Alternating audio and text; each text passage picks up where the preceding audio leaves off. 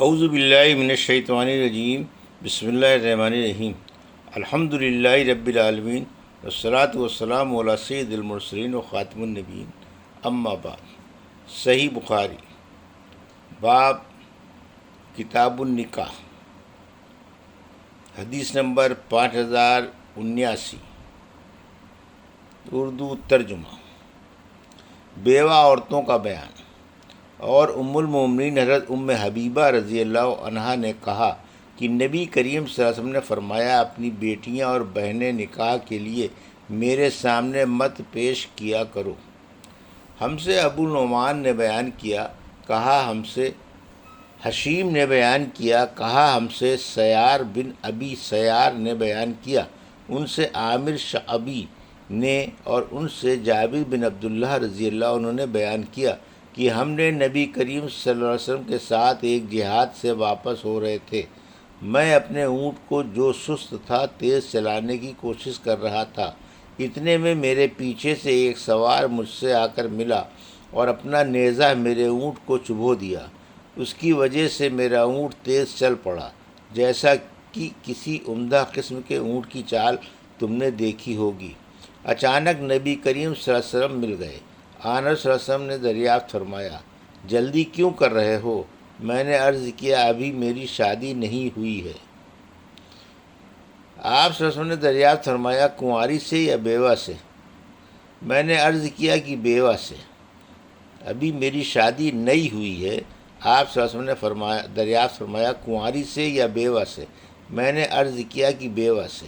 Owner صلی اللہ علیہ وسلم نے اس پر فرمایا کہ کسی کنواری سے کیوں نہ کی کہ تم اس کے ساتھ کھیل کود کرتے اور وہ تمہارے ساتھ کرتی۔ بیان کیا کہ پھر جب ہم مدینے میں داخل ہونے والے تھے تو آپ صلی اللہ علیہ وسلم نے فرمایا کہ تھوڑی دیر ٹھہر جاؤ اور رات ہو جائے تب داخل ہونا ہو، تاکہ پریشان بالوں والی کنگھا کر لیوے اور جن کے شوہر موجود نہیں تھے وہ اپنے بال صاف کر لیں۔ حدیث نمبر 5080، اردو ترجمہ۔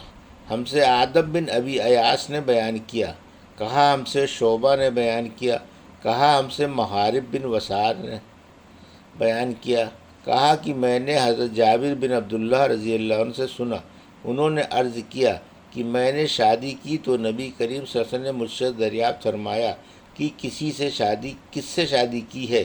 میں نے عرض کیا کہ ایک بیوہ عورت سے۔ آپ صلی اللہ علیہ وسلم نے فرمایا، کنواری سے کیوں نہ کی کہ اس کے ساتھ تم کھیل کود کرتے؟ محارب نے کہا کہ پھر میں نے آنس صلی اللہ علیہ وسلم کا یہ ارشاد عمرو بن دینار سے بیان کیا تو انہوں نے کہا کہ میں نے حضرت جابر بن عبداللہ رضی اللہ عنہ سے سنا ہے، مجھ سے انہوں نے آنس صلی اللہ علیہ وسلم کا فرمان اس طرح بیان کیا کہ رسول اللہ صلی اللہ علیہ وسلم نے مجھ سے فرمایا، تم نے کسی کنواری عورت سے شادی کیوں نہ کی کہ تم اس کے ساتھ کھیل کود کرتے اور وہ تمہارے ساتھ کھیلتی۔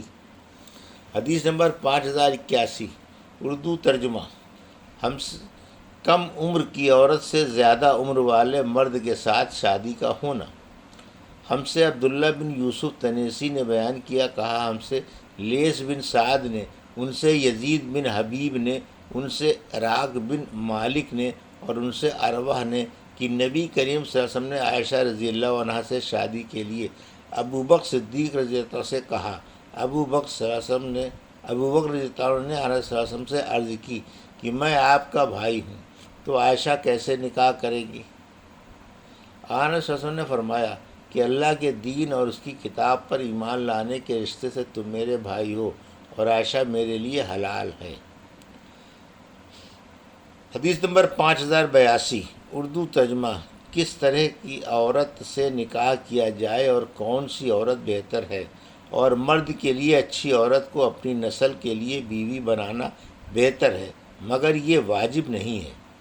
ہم سے ابو الیمان نے بیان کیا، کہا ہم کو شعیب نے خبر دی، ان سے ابو زناد نے بیان کیا، ان سے اعرج نے اور ان سے حضرت ابو ہریرہ رضی اللہ عنہ نے بیان کیا کہ نبی کریم صلی اللہ علیہ وسلم نے فرمایا، اونٹ پر سوار ہونے والی یعنی عرب عورتوں میں بہترین عورت قریش کی صالح عورت ہوتی ہے، جو اپنے بچے سے بہت زیادہ محبت کرنے والی اور اپنے شوہر کے مال اسباب میں اس کی بہت عمدہ نگہبان و نگران ثابت ہوتی ہے۔ حدیث نمبر 5083، اردو ترجمہ۔ لونڈیوں کا رکھنا کیسا ہے اور اس شخص کا ثواب جس نے اپنی لونڈی کو آزاد کیا اور پھر اس سے شادی کر لی۔ ہم سے موسیٰ بن اسماعیل نے بیان کیا، کہا ہم سے عبد الواحد بن زیاد نے بیان کیا، ہم سے صالح بن صالح حمدانی نے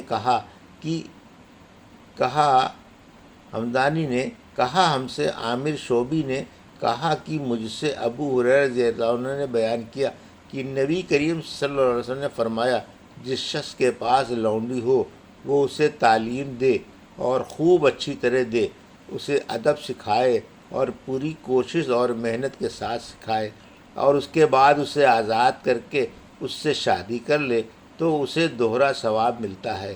اور اہل کتاب میں سے جو شخص بھی اپنے نبی پر ایمان رکھتا ہو اور مجھ پر ایمان لائے تو اسے دوہرا ثواب ملتا ہے، اور جو غلام اپنے آقا کے حقوق بھی ادا کرتا ہے اور اپنے رب کے حقوق بھی ادا کرتا ہے اسے دوہرا ثواب ملتا ہے۔ عامر شعبی نے اپنے شاگرد سے اس حدیث کو سنانے کے بعد کہا کہ بغیر کسی مشقت اور محنت کے اسے سیکھ لو۔ اس سے پہلے طالب علموں کو اس حدیث سے کم کے لیے بھی مدینے تک کا سفر کرنا پڑتا تھا۔ اور ابو بکر نے بیان کیا، ابو حسین سے، اس نے ابو بردہ سے، اس نے اپنے والد سے، اور انہوں نے نبی کریم صلی اللہ علیہ وسلم سے کہ اس شخص نے باندی کو نکاح کرنے کے لیے آزاد کر دیا اور یہی آزادی اس کا مہر مقرر کی۔ حدیث نمبر 5084، اردو ترجمہ۔ ہم سے سعید بن تلید نے بیان کیا، کہا کہ مجھ سے عبداللہ بن وہب نے خبر دی، کہا کہ مجھے جریر بن حازم نے خبر دی، انہیں ایوب سختیانی نے، اور انہیں محمد بن سیرین نے، اور ان سے حضرت ابو ہریرہ رضی اللہ عنہ نے بیان کیا کہ نبی کریم صلی اللہ علیہ وسلم نے فرمایا۔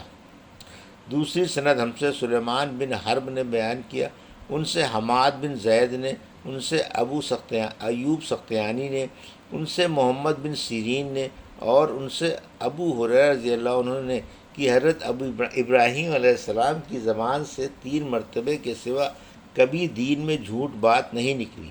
ایک مرتبہ آپ ایک ظالم بادشاہ کی حکومت سے گزرے، آپ کے ساتھ آپ کی بیوی سارہ تھیں۔ پھر پورا واقعہ بیان کیا کہ بادشاہ کے سامنے آپ نے سارہ کو اپنی بہن یعنی دینی بہن کہا۔ پھر اس بادشاہ نے سارہ کو ہاجرہ کو دے دیا۔ بیوی سارہ نے ابراہیم علیہ السلام سے کہا کہ اللہ تعالیٰ نے کافر کے ہاتھ کو روک دیا اور ہاجرہ کو میری خدمت کے لیے دلوایا۔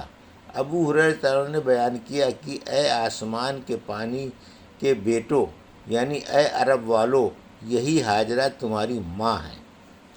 حدیث نمبر 5085، اردو ترجمہ۔ ہم سے قریبہ بن سعید نے بیان کیا، کہا کہ ہم سے اسماعیل بن جعفر نے بیان کیا، ان سے حمید نے، اور ان سے حضرت انس رضی اللہ عنہ نے بیان کیا کہ نبی کریم صلی اللہ علیہ وسلم نے خیبر اور مدینے کے درمیان 3 دن تک قیام کیا اور یہیں ام المومنین حضرت صفیہ بنت حی رضی اللہ عنہ کے ساتھ خلوت کی۔ پھر میں نے آن صلی اللہ علیہ وسلم کے ولیمے کی مسلمانوں کو دعوت دی۔ اس دعوت ولیمہ میں نہ روٹی تھی اور نہ گوشت تھا۔ دسترخوان بچھانے کا حکم ہوا اور اس پر کھجور، پنیر اور گھی رکھ دیا گیا، اور یہی آن صلی اللہ علیہ وسلم کا ولیمہ تھا۔